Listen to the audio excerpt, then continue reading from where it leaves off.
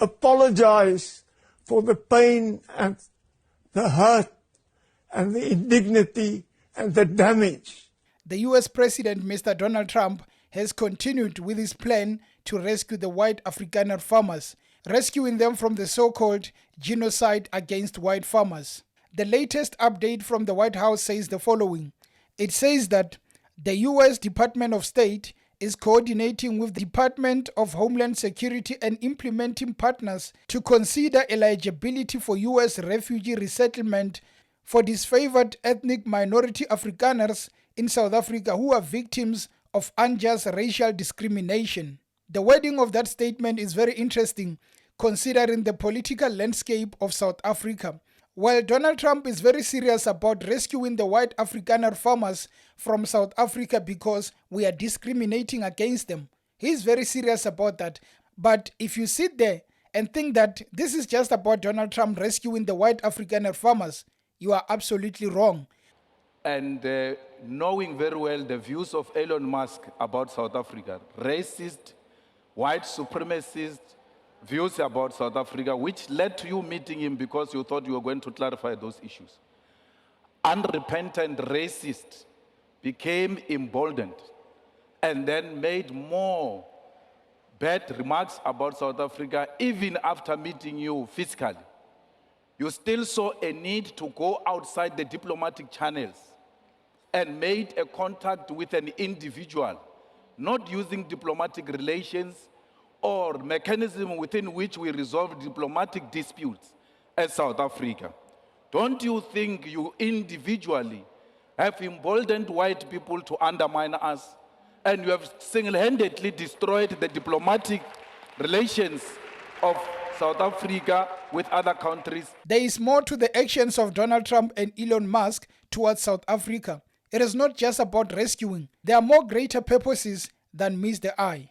Before we dive deeper into this issue of Donald Trump, White Afrikaners, and South Africa as a whole, we really need to go back in 2021. It was COVID, and a certain former president was lying on his deathbed. And as he lay there, he decided to record a message for the South African people, mainly the black people who suffered under apartheid. We know that the only people who can tell the truth is a drunkard, a child, and a person who's about to leave this world. So, the former president, whose name is F.W. de Klerk, he was a president during apartheid. When we did the transition from apartheid into the new freedom, he was there, and together with Nelson Mandela. At one point, he was the deputy president to Nelson Mandela. So F.W. de Klerk decided to record a message apologizing for what apartheid did to black people. Let's have a listen. Therefore, let me today, in this last message, repeat. I, without qualification, apologize for the pain and the hurt and the indignity and the damage that apartheid has done to black, brown, and Indians in South Africa. The video of F.W. de Klerk, which he recorded before he passed, is not to invoke any debate, but to provide a background on what apartheid did. If a former president, before he dies, can come forward to say that, I apologize for what apartheid did, then why would we then want to say black people are oppressing white people? These people have gone through the West, and as they are trying to reform, they come across resistance. Resistance which does not want to correct the past. Mainly, when people want to correct the past, they will be told, keep quiet, we have been here for a long time. Focus on your corrupt leaders. We cannot really argue about how corrupt our black leaders are. Most of them have been corrupt, destroying the little things we have. But just because we have corrupt leaders, we should not then turn a blind eye on the atrocities of apartheid. Forget about apartheid, let's move along, and now let's focus on the fact that white people are being murdered in numbers, which is an absolute lie that is being used by Donald Trump. Why is Donald Trump so eager to have the White Afrikaners as refugees in America? Well, the simple answer that I can find is the fact that, have you seen the price of eggs in America? Have you seen the price of bread in the USA? And also, the trade war between China and America has just started. So now, the bigger picture here is that if I need to fight, if I need to be a strong economy, considering the fact that we are having an issue in terms of trade wars, China is not going to back down. What I need is a solid economy. How can I build a solid economy? I need farmers. Farmers that are going to produce in numbers. Where can I get those farmers? South Africa. That is the land where I can go and get farmers free.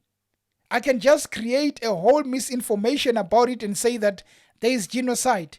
I can work with AfriForum, and by working with them, they can convince the rest of the farmers that fall under AfriForum, which in turn are going to go to the US. By going to the US, they increase the number of farmers. This is not something that was planned yesterday. When Trump decided that I'm going to go for office again, he knew that I must come with a plan. The Afrikaner people are not realizing that Trump is using them. They think Trump is there to rescue them. But the bigger plan is that he wants their skills. Once he gets the skills, he's going to use it to transform America. Once Donald Trump has received all these skills that he needs, the farmer skills, once he gets those and he develops America, how is he going to treat those white Afrikaner farmers? They are not citizens, they are refugees. And stupidly, how can you go and be a refugee when you are living large in Africa? These people are living handsomely. They are enjoying life. Now they are going in America to be refugees. They don't know that they are offering their labor. They are offering their skills very cheap. Donald Trump wants your skills. Once he uses it, it is done. Participation in AGOA is not at our behest. It is at the behest of the United States. And what we seek to do, and have done so for many years, is to demonstrate that we are a good trading partner to the United States and indeed to many other countries around the world, and that we do adhere to rules and regulations that are put in place to enable our participation in trade agreements, whether they are bilateral or multilateral. There is going to be a review of the AGOA process, and last year, you might recall, we held the African and US AGOA Forum here in our own country, and we were able, together with many other African countries, to demonstrate that we do derive value from AGOA, but we also give value. We export, but we also import from the United States. So it is a two-way process, as it is with many other countries around the world. As it is now, we continue not only in anticipation of an AGOA initiative, but we continue to expand our export market for a variety of goods around the world.